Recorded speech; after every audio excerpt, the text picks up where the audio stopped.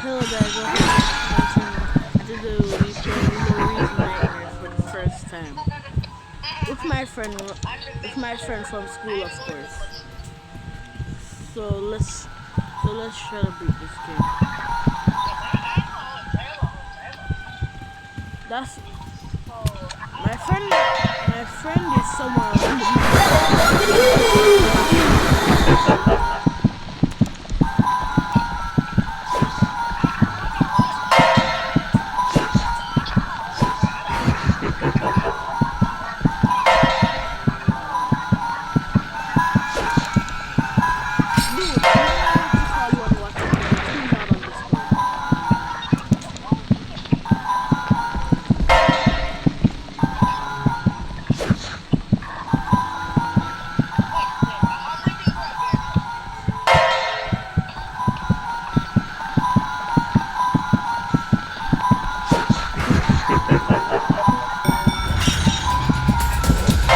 I'm gonna call you on WhatsApp. He's not on Discord. I'm gonna call you on WhatsApp.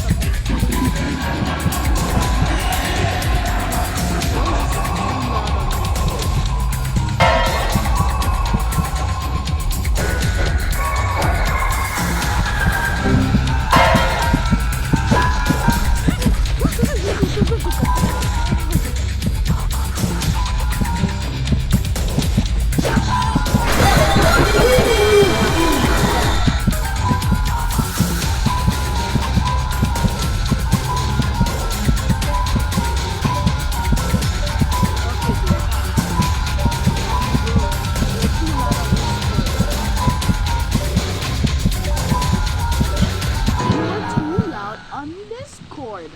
You hear me now? Bro, I haven't tried to play the Stop! I want Bro said, stop!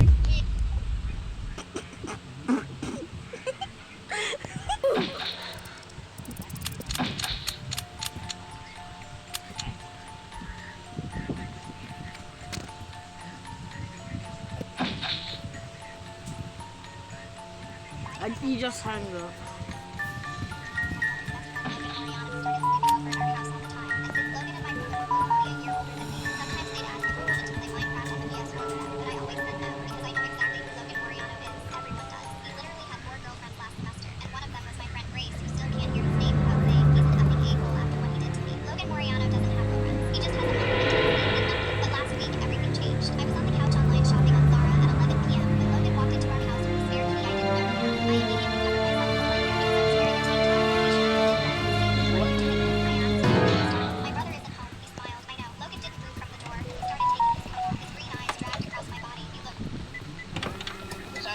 How did I tune out? I was trying to play the game. No, you should have called me on WhatsApp. It would have been better.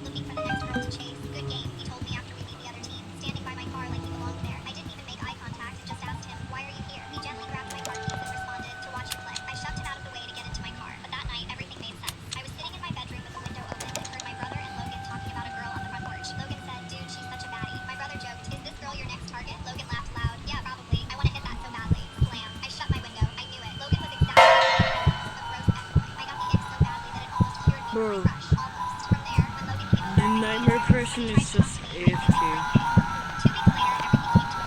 They're dancing!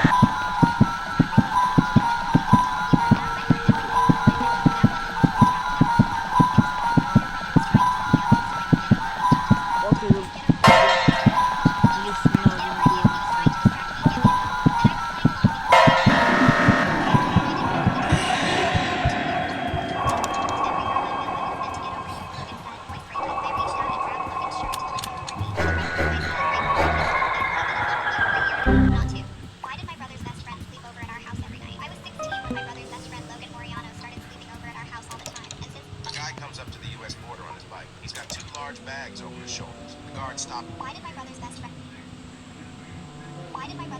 She thought I was just an intern. She was very, very wrong. From the moment I stepped into the office as an intern, I knew Vanessa, my department manager, was going to be a problem. She was the type of woman who thrived on power trips, treating anyone below her as disposable. I kept my head down, worked hard, and tried to ignore the condescending tone. TV's completed. I don't know where any She rolled TVs her are. eyes when I asked questions, snapped at me over minor mistakes, and constantly reminded me that I was lucky to even be in the building. She would tell me interns should know their place, then have me clean up after her. One time I politely suggested a different approach to a project, and she responded by saying, not to think, not that you have much of a brain to begin with. It wasn't just about me being an intern. Vanessa hated young, ambitious women. She saw them as threats, obstacles to her own advancement. She made sure I understood that I would never get ahead under her watch. I bit my tongue, reminding myself why I was here. My father was the CEO and had sent me to work as an intern under a fake name, wanting me to experience the company from the ground up. He wanted me to see how employees were treated when they weren't at the top. And thanks to Vanessa, I was getting the full experience. Then it got worse. She started spreading rumors, claiming I was incompetent, lazy, and only got the position through sleeping with someone higher up. I overheard her telling another manager that I was This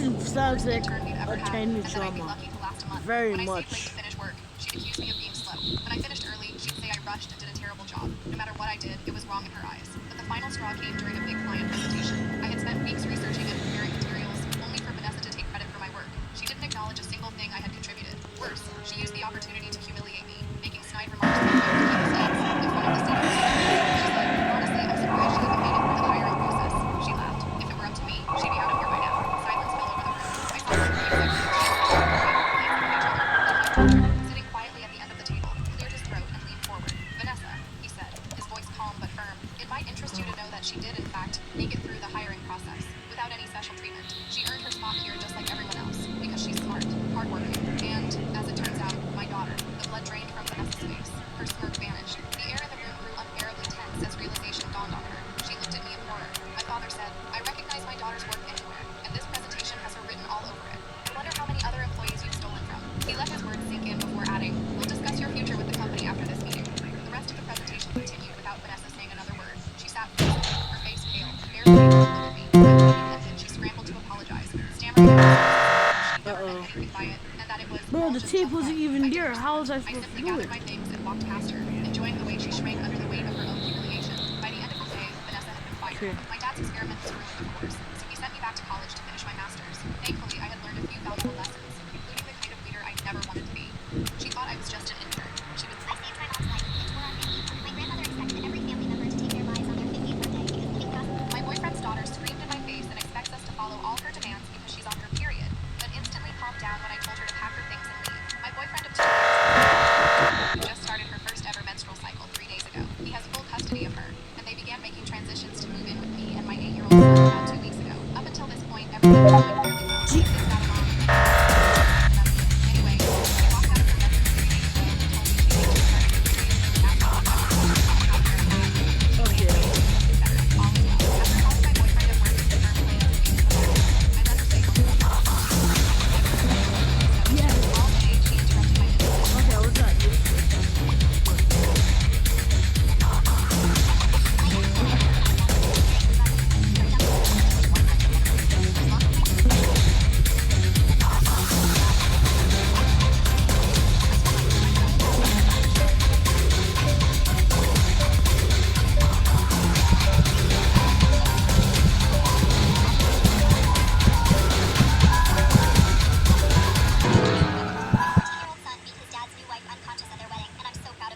She stole my baby name. Now she can I am pregnant, and my baby daddy's girlfriend. When did your parents damage you beyond repair? How did your sibling ruin your life? My sister timed every interaction I had with our parents and demanded. My sister thinks she can use my property whenever. Did you have any privacy growing up? My mother mirrored all our. My grandpa left his mansion, but only if I lived with my worst enemy. Now I know why. I didn't cry at my grandpa. When did your kid getting kicked out of Disney become your greatest parenting moment? My best friend told my crush I wear push-up bra. When did your parents realize their lazy kid was carrying them? I was eating. When did you stop trusting your teacher? I was in Miss Brown's history class when the lockdown announcement for faculty. My roommate's jealous girlfriend tried to get me evicted, so I got her. My wedding dress had a hidden pocket. What I found inside, everyone believed her cancer story until I pulled off her wall. What happened to that one student in your high school? I was a sophomore when Victoria, the once most popular girl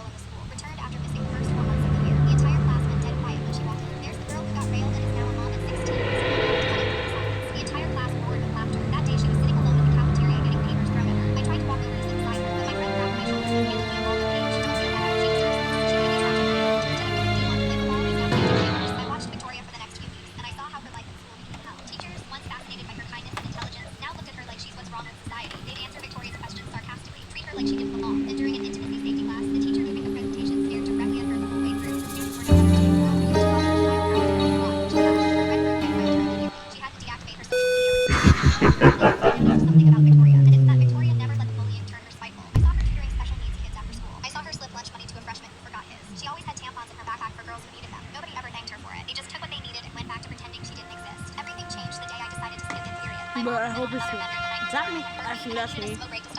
So they don't have me here on the character. No cameras to have a smoke. I was halfway through my cigarette when I heard footsteps. Mr. Peterson, my geometry teacher, appeared around the corner. Everyone loved him. Girls giggled when he made jokes in class. Rough day? He asked, moving closer to me. I knew I'd been caught, so I locked eyes and asked him not to tell anyone. I won't, he responded. I've noticed you've been stressed lately. I can help you relax, he then said. Before I could process what was happening, he had me backed against the wall. His hands started sliding down my arms, and I completely froze. My cigarette fell from my fingers. Just let me help you, he whispered. Back the F away. Victoria rounded the corner with pepper spray pointing directly at his face. Her hand was steady, even though her voice shook with rage. Mr. Peterson stumbled back. I was just checking on a troubled student. You're misunderstanding the situation. I saw everything. Leave now. The way she said it made him actually listen. He muttered something about reporting us for smoking and disappeared. I stared at her with thankfulness in my eyes. She told me she came out for a cigarette too. She wasn't a hero, just right place, right time. Victoria walked me straight to the principal's office. She demanded something be done about Mr. Peterson. But Principal Hayes barely looked up from his computer. Mr. Peterson has taught here for 15 years without a single complaint. Are you sure you didn't misinterpret what you saw? He had her pinned against the wall with his hands on her. Victoria said. Hayes turned to me. Is that what happened? Sometimes when we're upset, we see things differently than they really are. Then he looked at Victoria, and his voice got even more condescending. Given your situation, I understand you may have problems where none exist. If you didn't want problems, Victoria's face went red, filled with tears, and she walked out of the office. Too shy or scared to speak, I followed her. I wanted to talk to her right there and then, but she was gone. I didn't see her for the next 2 days, but when she came back, the worst thing possible happened to her. I was in algebra when one of the guys who often made jokes about Victoria called me over to show something on his phone. I was reluctant at first, but he and a few others pressured me until I agreed. He opened up our yearbook's private IG gossip account. My stomach dropped. There was a post of Victoria, but it wasn't her. It was AI-generated nude photos with her face photoshopped on. I felt sick. Pretty funny, right? He told me, laughing and turning to me.